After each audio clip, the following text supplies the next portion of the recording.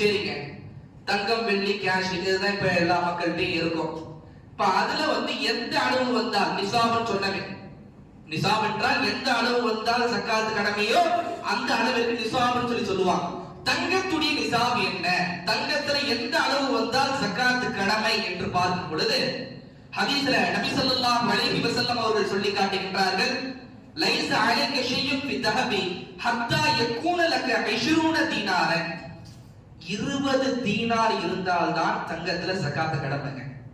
20 தீனாருக்கு குறைவா ஒருத்தர் கிட்ட தங்கம் இருந்துச்சுன்னு சொன்னா அவர் மேல சக்காத்து கடமை இல்லை என்று நபி ஸல்லல்லாஹு அலைஹி வஸல்லம் சொன்ன ஹதீஸ் அபூதாவூதுல பைஹக்கில எல்லாம் பதிவாயிருக்கு.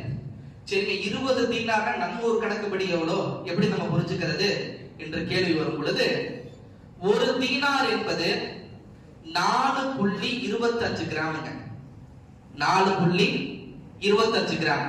அப்ப 20 தீனார்னு சொன்னா 85 கிராம் வந்தால் ஒருவர் மீது சக்காத்து கடமை. அதுக்கும் குறைவா ஒருத்தர் கிட்ட தங்கம் இருந்துச்சுன்னு சொன்னா அவருக்கு சக்காத்து கடமை இல்லை என்பதை நம்ம புரிஞ்சுக்கலாம்.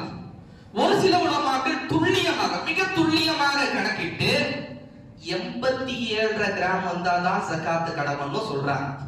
நம்ம பேணுதல் என்ற அடிப்படையில 85 கிராம் வந்தாலே சக்காத்து கடமை என்பதை நம்ம புரிஞ்சுக்கணும். 85 கிராம் வந்தா ஒருத்தர் மேல சக்காத்து கடமை. சரி, 85 கிராம் வந்த உடனேயே ஒருத்தர் மேல கடமை ஆயிருமா? ஆகாது. அந்த 85 கிராம் அவரிடத்தில் ஒரு வருடம் பூர்த்தியானால் தான். முன்னாடி நம்ம சொன்னமே நபி ஸல்லல்லாஹு அலைஹி வஸல்லம் ஹதீஸ், ஒரு வருடத்தில் ஒரு செல்வம் வருகின்றது, அவரிடத்தில் அந்த செல்வம் ஒரு வருடம் தங்கினால் தான் அவர் மீது சக்காத்து கடமையாகும். இப்ப ஒரு வருஷம் அப்படின்ற அந்த இதை நம்ம எல்லாத்துலயும் அப்ளை பண்ணிக்க வேண்டியதான்.